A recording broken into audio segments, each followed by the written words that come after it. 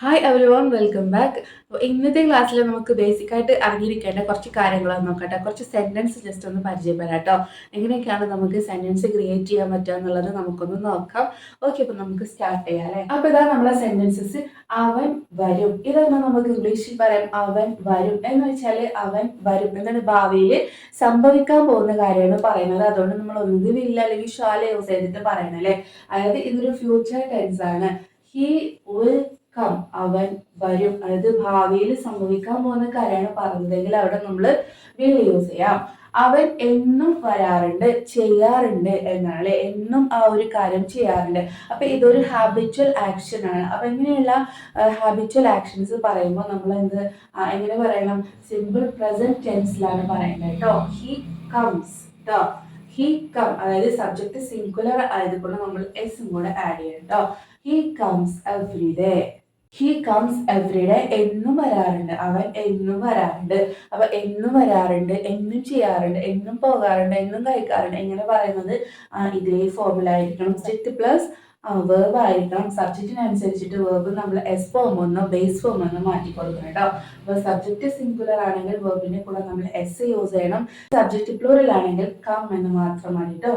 Next, അവൻ ഇപ്പോൾ വരുന്നുണ്ട്, ഇപ്പം അവൻ വരുന്നുണ്ട്, വന്നുകൊണ്ടിരിക്കുക എന്നാണ് പറയുന്നത്. അതായത് കണ്ടിന്യൂസ് ഫോമിലാണ് അല്ലേ. അതായത് കണ്ടിന്യൂസ് ആയിട്ട് ഈ ഒരു ആക്ഷൻ നടന്നുകൊണ്ടിരിക്കുകയാണ്. അതുകൊണ്ട് നമ്മൾ പ്രസന്റ് കണ്ടിന്യൂസ് ഫോമിലാണ്. He is coming, he is coming now, അവൻ ഇപ്പോൾ വരുന്നുണ്ട്. അവൻ നാളെ വരും, നാളെ വരും എന്നാണ്. ഇത് വീണ്ടും എന്താണ്? ഫ്യൂച്ചറിനെയാണ് കാണിക്കുന്നത്. He will come tomorrow. അവൻ ഇന്നലെ വന്നിരുന്നു, അവൻ ഇന്നലെ വന്നിരുന്നു, അവൻ ഇന്നലെ വന്നു. ഇതെങ്ങനെ നമുക്ക് പറയാം? ഇന്നലെ ആണല്ലേ, അതായത് പാസ്റ്റ് ഫോം ആണ്. അപ്പൊ ഇതെങ്ങനെ നമുക്ക് പറയാം? He came yesterday, he came yesterday, ഇന്നലെ വന്നു. He came yesterday. അപ്പൊ ഇതാ അടുത്ത കുറച്ച് സെന്റൻസ്. ഓക്കെ, അവൻ വന്നിട്ടുണ്ട്, വന്നിട്ടുണ്ട് എന്നല്ലേ. അപ്പൊ ഇങ്ങനെയുള്ള കാര്യങ്ങൾ നമ്മൾ പറയുമ്പോൾ അവൻ ഹി ഹാസ് കം എന്നാണ് പറയട്ടോ. അവൻ വന്നിട്ടുണ്ടെന്ന് വെച്ചാല് അവൻ വന്നിട്ടുണ്ട് എന്ന് നമ്മൾ സിമ്പിൾ ആയിട്ട് പറയാം. അല്ലെങ്കിൽ തൊട്ട് മുമ്പ് അവൻ വന്നിട്ടുണ്ട്, കുറച്ച് മുമ്പ് അവൻ വന്നിട്ടുണ്ട് എന്നൊക്കെ പറയുമ്പോൾ നമ്മൾ ഈ ഒരു ഫോമിലാണ് പറയുന്നത് കേട്ടോ. ഹി ഹാസ് കം, വെർബിനെ നമ്മൾ തേർഡ് ഫോമിലാണ് കേട്ടോ, കം എന്നാട്ടോ. അവൻ വരികയായിരുന്നു, ഒന്നും നമ്മൾ പറയല. ഹി ഈസ് കമ്മിങ്, അവൻ വരികയാണ്. അപ്പൊ ഇതെന്താണ്? പാസ്റ്റ് ആക്ഷൻ ആണ്. അവൻ വരികയായിരുന്നു എന്നാണ് കേട്ടോ. അപ്പൊ he was coming, he was coming, അവൻ വരികയായിരുന്നു. അവൻ വന്നിട്ടുണ്ടായിരുന്നു, ഇവിടെ അവൻ വന്നിട്ടുണ്ട്, ഇവിടെ അവൻ വന്നിട്ടുണ്ടായിരുന്നു. ഇതെങ്ങനെ നമുക്ക് പറയാം? ഹി ഹാഡ് കം എന്നാണ് പറയേണ്ടത് കേട്ടോ. He had come. ഓക്കെ, അവൻ വന്നിട്ടുണ്ടെന്ന് പറയുകയാണെങ്കിൽ ഇവിടെ ഹി ഹാസ് കം എന്നാണ്. അവൻ വന്നിട്ടുണ്ടായിരുന്നു എന്നാണ് പറയുന്നത്. അതുകൊണ്ട് നമ്മൾ ഹി ഹാഡ് കം എന്നാണ് യൂസ് ചെയ്യുക കേട്ടോ. നെക്സ്റ്റ്, അവൻ 2 മണിക്കൂറായി വന്നുകൊണ്ടിരിക്കുന്നു, അല്ലെങ്കിൽ അവൻ 2 മണിക്കൂറായിട്ട് വന്നുകൊണ്ടിരിക്കുകയാണ്. ഇതെന്താ നമുക്ക് ഇംഗ്ലീഷിൽ പറഞ്ഞ ഇങ്ങനെയുള്ള കാര്യങ്ങൾ നമ്മൾ സാധാരണ യൂസ് ചെയ്യാൻ, എന്നാലും നമുക്ക് അറിഞ്ഞിരിക്കാം. അവൻ 2 മണിക്കൂറായി വന്നുകൊണ്ടിരിക്കുന്നു. ഇവിടെ നമ്മൾ ഹാസ് ബീൻ വെച്ചിട്ടാണ് പറയാട്ടോ. ഹി ഹാസ് ബീൻ കമ്മിങ്, വെർബിനെ നമ്മൾ ing ഫോമിലാണ്. He has been coming. 2 മണിക്കൂറായി വന്നുകൊണ്ടിരിക്കുന്നു. ഇവിടെ 2 മണിക്കൂറായി എന്ന് പറയാനായിട്ട് നമുക്ക് ഫോർ 2 hours എന്നാണ് ഉപയോഗിക്കേണ്ടത് കേട്ടോ. For 2 hours. ഓക്കെ, അപ്പൊ ഫോർ എന്ന് വെച്ചാൽ എന്താണ്? ഇത്ര സമയമായിട്ട് എന്ന് പറയില്ല. നമ്മളൊരു പീരീഡ് ഓഫ് ടൈം പറയണം. ഇത്ര സമയമായിട്ട്, ഇത്ര ദിവസമായിട്ട്, ഇത്ര മാസമായിട്ട് എന്നൊക്കെ പറയാണെങ്കിൽ നമുക്ക് ഇവിടെ ഫോർ എന്ന് യൂസ് ചെയ്യാം കേട്ടോ. ആ സമയത്തിന് മുമ്പിൽ നമ്മൾ ഫോർ എന്ന് യൂസ് ചെയ്യാം കേട്ടോ. അപ്പൊ ഇവിടെ 2 മണിക്കൂർ എന്ന ഒരു പീരീഡ് ഓഫ് ടൈമിന്റെ മുമ്പിൽ നമ്മൾ ഫോർ എന്ന് യൂസ് ചെയ്തപ്പോൾ 2 മണിക്കൂറായിട്ട് എന്നായിട്ടോ. അപ്പോൾ he has been coming for 2 hours. ഇവിടെയും തന്നെ സബ്ജക്റ്റ് പ്ലൂറൽ ആണെങ്കിൽ, ഇപ്പൊ ദേ ഒക്കെയാണ് സബ്ജക്റ്റ് എങ്കിൽ ഇവിടെ എന്താണ്? ഹാസ് ബീൻ എന്നല്ല വരിക, ഹാവ് ബീൻ എന്നാണ് വരിക കേട്ടോ. ഓക്കെ, ഇനി അവൻ ഇന്നലെ മുതൽ വന്നുകൊണ്ടിരിക്കുകയാണ്. ഇതെങ്ങനെ പറയാം നമുക്ക്? അവൻ ഇന്നലെ മുതൽ വന്നുകൊണ്ടിരിക്കുകയാണ്. ഇന്നലെ എന്താണ്? പുറപ്പെട്ടതാണ്, ഇതുവരെ എത്തിയിട്ടില്ല എന്നാണ് അല്ലേ. അപ്പൊ ഇന്നലെ മുതൽ, ഇതെങ്ങനെ നമുക്ക് പറയാം? സെയിം സെന്റൻസ് ആണ് കേട്ടോ. ഹി ഹാസ് ബീൻ കമ്മിങ്, അതേപോലെ തന്നെ എടുത്ത് പറയാം.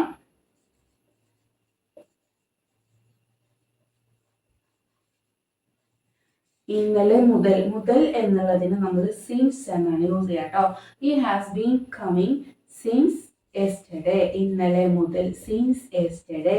ഓക്കെ, സിൻസ് യെസ്റ്റർഡേ ഇന്നലെ മുതൽ, സിൻസ് മോർണിംഗ് രാവിലെ മുതൽ. അങ്ങനെയൊക്കെ പറയണമെങ്കിൽ നമ്മൾ സിൻസ് എന്ന് യൂസ് ചെയ്യാം കേട്ടോ. ആ ഒരു പോയിന്റ് ഓഫ് ടൈമിന്റെ മുമ്പിൽ നമ്മൾ സിൻസ് എന്ന് യൂസ് ചെയ്യാം കേട്ടോ. മനസ്സിലായല്ലോ?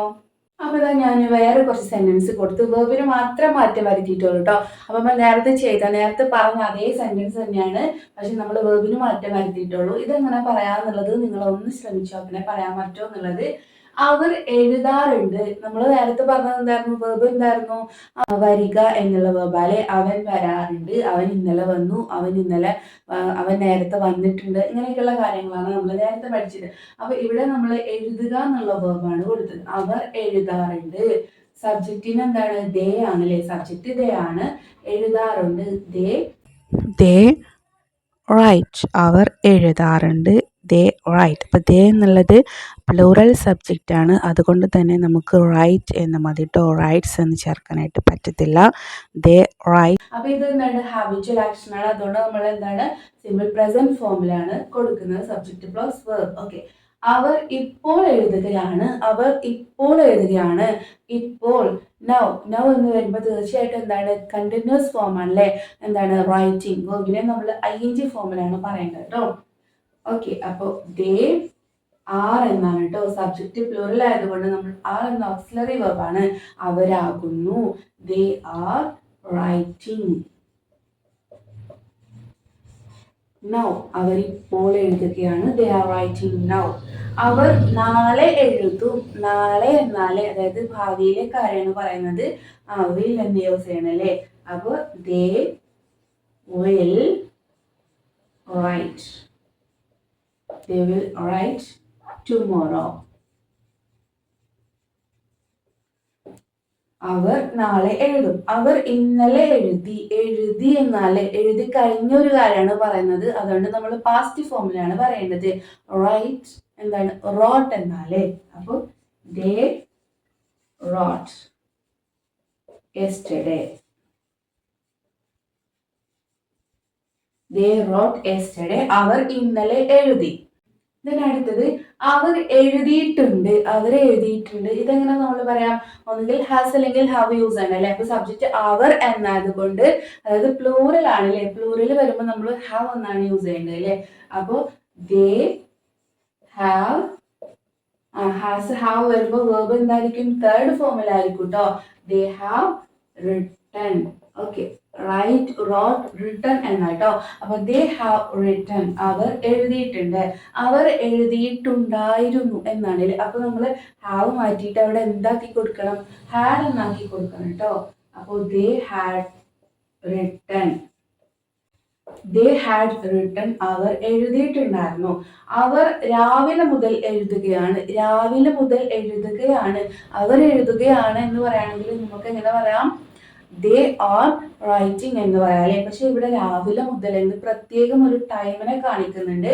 സോ നമുക്ക് എങ്ങനെ പറയാം? ദേ ഹാവ് ബീൻ റൈറ്റിംഗ് മുതൽ എന്നാണ് അല്ലെ. മുതൽ എന്നാണ്, അതുകൊണ്ട് സിൻസ് എന്നാണ് ഉപയോഗിക്കേണ്ടത് കേട്ടോ. സിൻസ് മോർണിംഗ് രാവിലെ മുതൽ അവർ എഴുതുകയാണ്. They have been writing since morning. Next, അവർ എഴുതുകയായിരുന്നു. സെന്റൻസ് ശരിക്കും ശ്രദ്ധിക്കണേ. അവർ എഴുതുകയായിരുന്നു. ആയിരുന്നു എന്നാൽ അത് പാസ്റ്റ് ആക്ഷൻ ആണ്, അതുകൊണ്ട് അതെങ്ങനെ നമുക്ക് പറയാം? They were. Okay, subject plural ആയതുകൊണ്ട് were എന്നാണ് കേട്ടോ, was അല്ല. They were writing. They were writing. അവർ എഴുതുകയായിരുന്നു. അവർ 4 മണിക്കൂറായിട്ട് എഴുതുകയാണ്. 4 മണിക്കൂറായിട്ട് എഴുതുകയാണ്. അപ്പൊ എത്ര സമയമായിട്ട് എന്ന് പറയുകയാണെങ്കിൽ നമ്മൾ എന്താ പഠിച്ചത്? ഫോർ എന്നാണ് യൂസ് ചെയ്യേണ്ടത് അല്ലേ. അപ്പോൾ they have been writing for എത്ര മണിക്കൂർ? 4 മണിക്കൂർ അല്ലേ. അപ്പൊ for 4 hours. For 4 hours. Okay. They have been writing for 4 hours. Okay. 4 മണിക്കൂറായിട്ട് അവർ എഴുതുകയാണ്. അപ്പൊ സിൻസ് മുതൽ ഫോർ ഇത്ര സമയമായിട്ട് എന്ന് പറയുകയാണെങ്കിൽ, അല്ലെങ്കിൽ ഇത്ര ദിവസമായിട്ട് എന്നൊക്കെ പറയുകയാണെങ്കിൽ നമുക്ക് ഫോർ എന്ന് യൂസ് ചെയ്യാം കേട്ടോ.